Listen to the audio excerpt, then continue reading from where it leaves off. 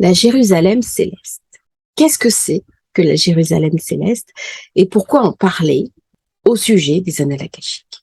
Eh bien, dans la tradition, aussi bien juive que chrétienne, on parle de cet endroit où les âmes vont se retrouver après notre décès dans l'entre-deux-vie.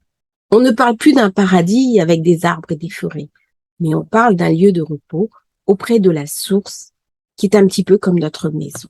C'est la Jérusalem céleste. Eh bien, en fait, si on comprend, qu'on décortique, qu'on analyse, eh bien, la Jérusalem céleste, c'est un autre nom pour les annales akashiques, qui sont le lieu de repos des âmes après qu'elles aient fait le passage dans leur dernier souffle de vie.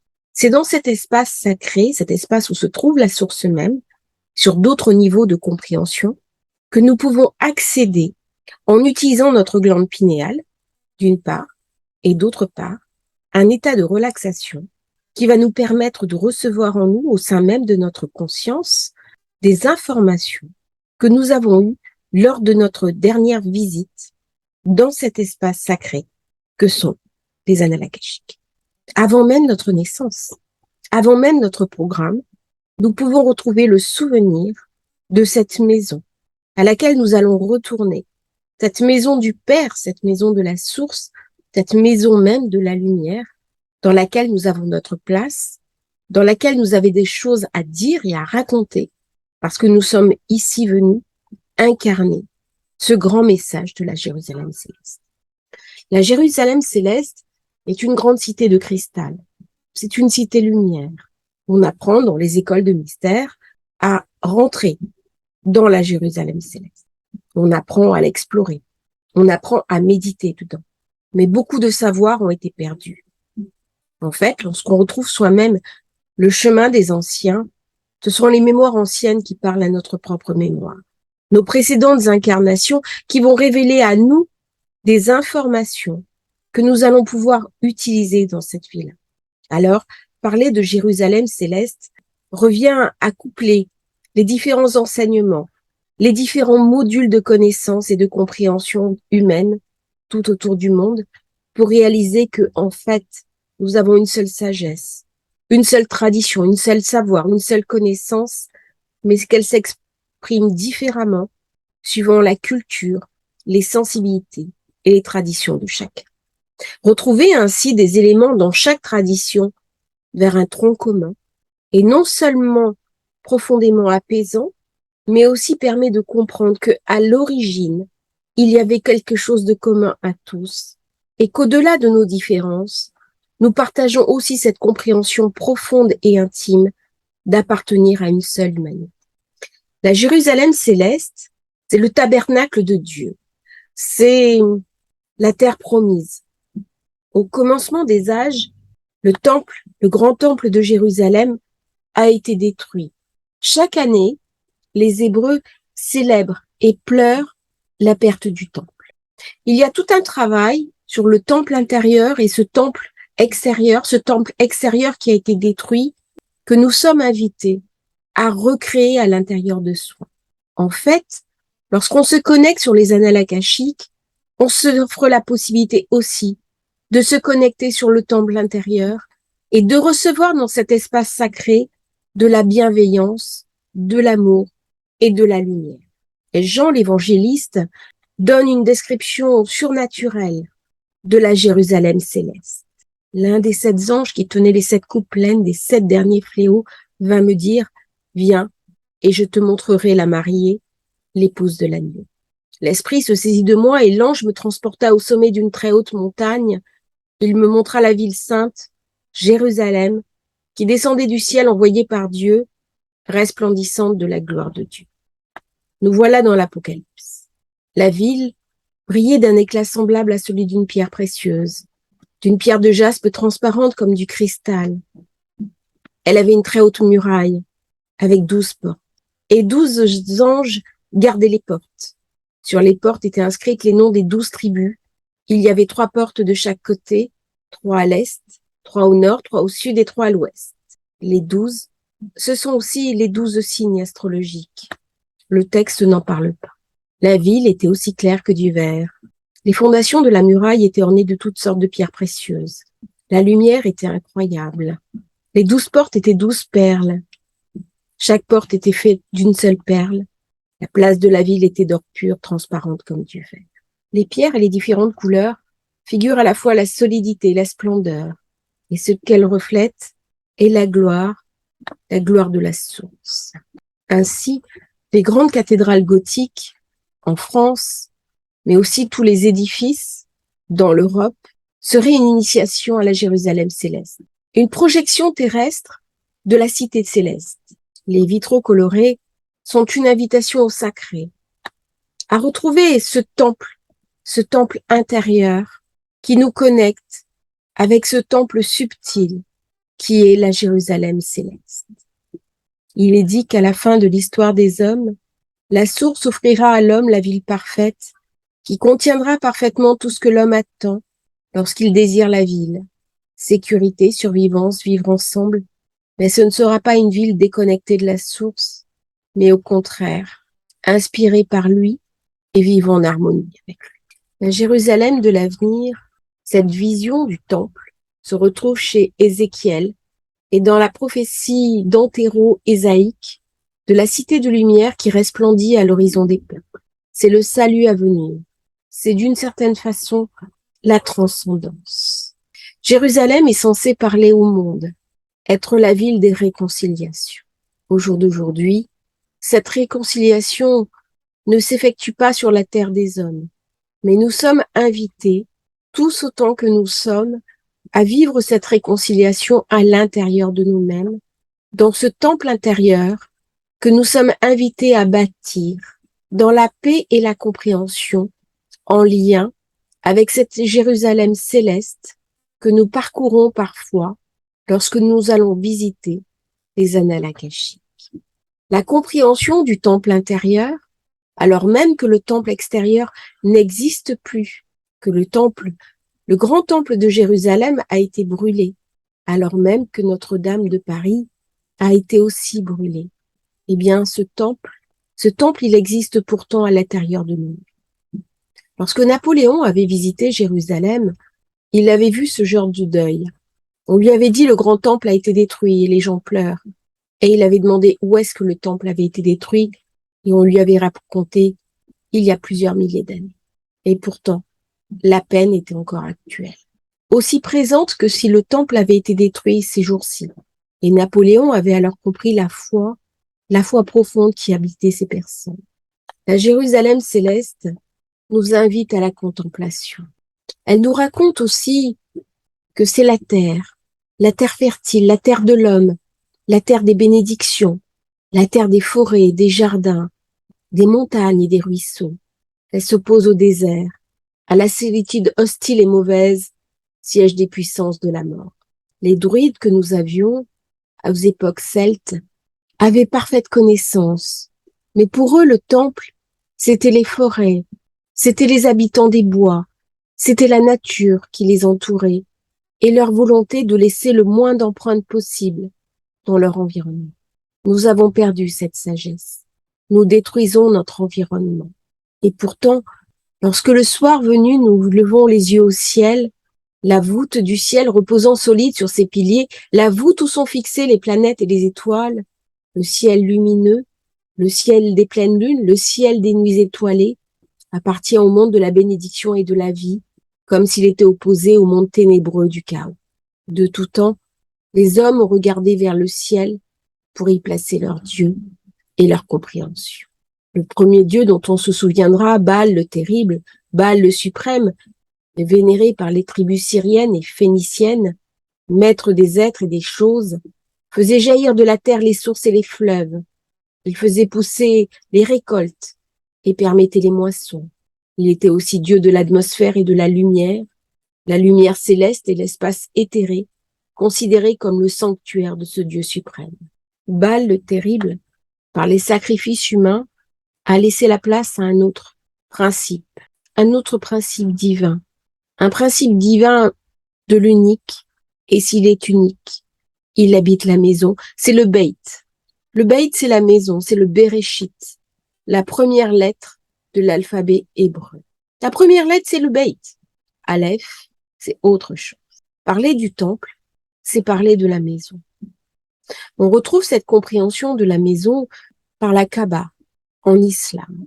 Il y a beaucoup de proximité, au moins au point de vue symbolique, entre la compréhension reçue par Mahomet du Coran, puisque le Coran est arrivé offert par un ange, il a été révélé, et les prêches des anciens Hébreux qui arpentaient le désert.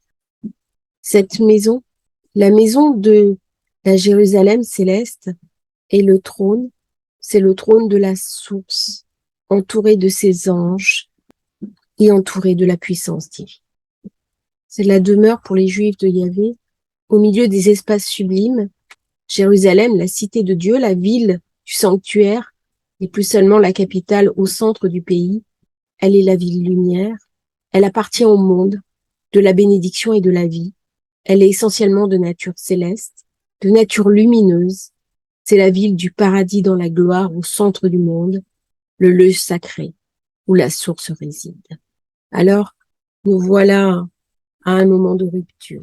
Un moment de rupture où les peuples simples de l'époque qui arpentaient le désert, bergers, qui sentaient encore le parfum des terres, des moissons, des montagnes et des vallées, des champs de fleurs, l'âme des choses, a pénétré dans l'âme des races, et la nature a marqué l'homme de son sceau. L'émotion de l'artiste à travers son pinceau reflète cette foi profonde, cette grâce absolue de la terre que les anciens druides portaient aussi en leur cœur, cette capacité à s'émerveiller du vivant et à le traduire en forme et en représentation. La grâce, la beauté nous portent vers cette Jérusalem céleste. Nous pouvons la toucher du doigt comme nous pouvons rentrer dans les annales akashiques. C'est la même chose, c'est la même compréhension, c'est le même idéal. Le grand temple de Jérusalem a été détruit, mais il y a une chose qui ne sera jamais détruite, c'est cette idée. Notre-Dame de Paris a aussi brûlé, nous en sommes quelque part orphelins, car c'est le représenté lui-même qui a été brûlé. Ce n'est pas simplement un symbole chrétien, c'est aussi notre histoire, notre mémoire, la mémoire de nos anciens qui a été affaiblie, mais quelque chose ne partira jamais en nous. C'est cette idée même de ces vitraux qui nous relie à quelque chose de plus grand que nous, quelque chose au-delà du vivant, quelque chose qui nous habite et qui nous invite à rentrer dans le sacré, dans la beauté de la création et dans la puissance inconditionnée d'amour de la source. Lorsque nous nous relions par cette compréhension à cette Jérusalem céleste en rentrant dans les annales akashiques, nous sommes aussi invités à l'incarner en soi, au plus profond du chakra de notre cœur, dans cette Jérusalem intérieure qui va poser un lien entre le divin et nous-mêmes qui sommes aujourd'hui dans l'incarnation. Certains disent, comme Enoch, il ne faut pas chercher à localiser ces merveilles, ni à les représenter. Quelque chose d'une incohérence règne dans cet au-delà du surnaturel et du miraculeux. Nous pouvons chercher par la physique quantique, par la compréhension quantique, où se trouvent réellement les annales akashiques. J'ai moi-même parlé des mémoires quantiques de l'univers. Lorsqu'on cherche à aborder l'Akash, comme l'a fait Erwin Laszlo, d'un point de vue plus scientifique, il est possible de trouver une justesse, il est possible de trouver une articulation.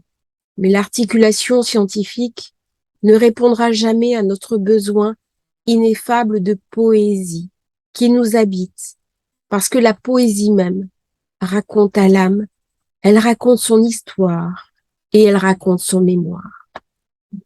Cette Jérusalem céleste habite aussi les écrits apocalyptiques. Le lecteur moderne risque de ne voir qu'images fantastiques, descriptions extravagantes, hallucinations, lorsque l'on parle de cette compréhension dans le subtil et parfois même de la spiritualité. Je lisais un texte hier sur les druides. Les druides qui, comme les Hébreux du désert, avaient le culte du beau, de la beauté naturelle des forêts, la compréhension de la terre, la compréhension des fleurs, des saisons, et des équinoxes. Les Romains sont arrivés, ils ont tout détruit. Ils ont coupé les forêts pour récupérer le bois. Et ils ont détruit les arbres, des arbres centenaires, pour en faire des bateaux de guerre, pour en faire des machines d'attaque. Il y avait quelque chose de déconnecté du naturel chez les Romains. Il y avait quelque chose de sombre. Lorsqu'on regarde le buste des empereurs romains, il y a la beauté du marbre, mais on voit aussi la cruauté des visages. Un peuple froid, déconnecté du sacré, pris dans des abus, abus de cruauté, comme les jeux du cirque, destruction complète de toute spiritualité, abus alimentaires, conquête, abomination avec les esclaves, et pourtant, nous sommes leurs descendants. Il est dit de partout que Rome a porté la civilisation. C'est vrai d'une certaine manière.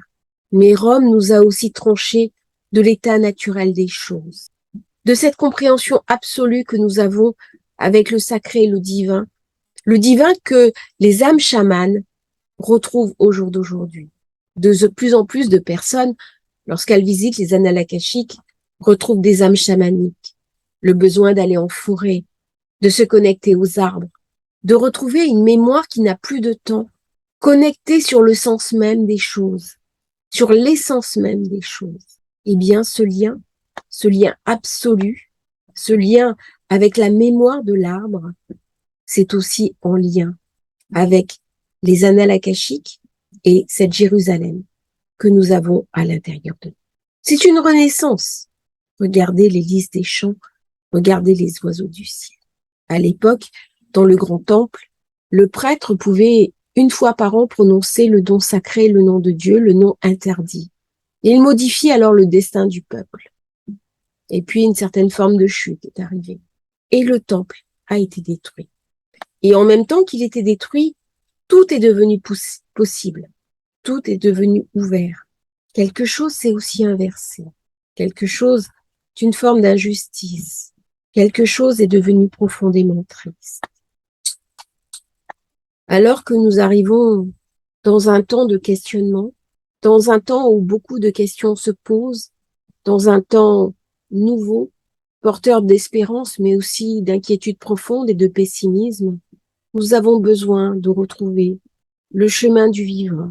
Nous avons besoin de nous connecter sur les mémoires mêmes de la terre. Nous avons besoin de recréer en nous ce temple céleste, cette Jérusalem céleste, en lien justement avec les annales akashiques.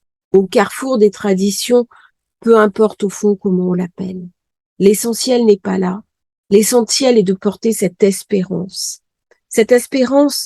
en une foi, en quelque chose qui nous habite, qui nous dépasse, qui donne du sens à notre incarnation et qui fait qu'au dernier souffle de notre vie, nous pourrons dire j'ai été là et je pourrai en témoigner. Je suis fière de l'œuvre que j'ai accomplie. Je peux me présenter devant mon Créateur.